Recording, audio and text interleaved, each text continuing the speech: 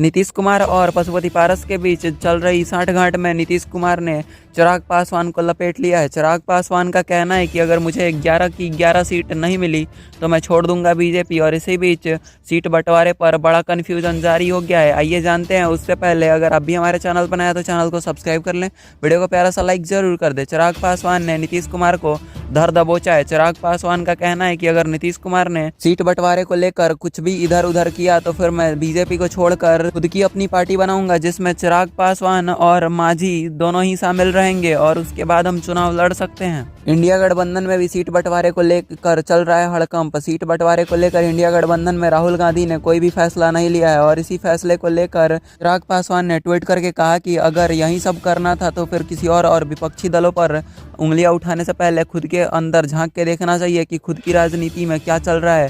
चिराग पासवान साफ साफ कहना चाहते हैं कि राहुल गांधी जो जनता की नज़र में पप्पू बने बैठे हैं वो खुद के गिरेबान में नहीं झांकते। जब खुद की ही थाली में छेद है तो किसी और पे उंगली उठाने का क्या फ़ायदा। चिराग पासवान ने साफ साफ कह दिया कि राहुल गांधी जब खुद की पार्टी का नज़ारा नहीं देख रहे हैं और किसी और के नज़ारे का आनंद उठाने चले हैं। तेजस्वी यादव की चर्चाएं बहुत चल रही हैं जोरों पर, लेकिन तेजस्वी यादव क्या काम करने वाले हैं यह तो कुछ पता ही नहीं चल रहा है। तेजस्वी यादव का कहना है कि नीतीश कुमार पलटू चाचा हैं और उनके खिलाफ केस भी दर्ज करा दिया है सुप्रीम कोर्ट में। नीतीश कुमार के खिलाफ कोर्ट में याचिका दायर कर दिया तेजस्वी यादव ने। तेजस्वी यादव का कहना है कि चाचा पलटू मुख्यमंत्री पद के लिए लायक नहीं है। चिराग पासवान गए थे दिल्ली, जिसमें जाकर मिले हैं जेपी नड्डा से। पता नहीं क्या बातें हुई है, लेकिन चिराग पासवान का कहना है कि बस राजनीतिक बातें हुई हैं।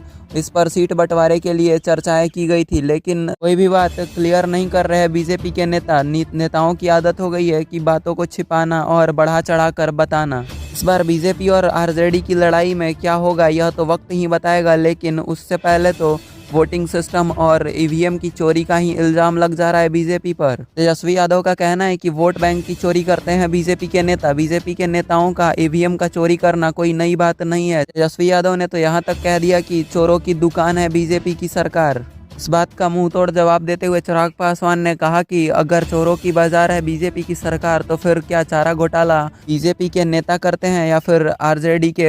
एनडीए और इंडिया गठबंधन के सीट बंटवारे को लेकर सियासत चरम सीमा पर है। राजनेताओं पर सीट की चोरियों के आरोप लगना कोई नई बात नहीं है। बिहार में तो आए दिन वोटों की चोरी के मामले सामने आते रहते हैं।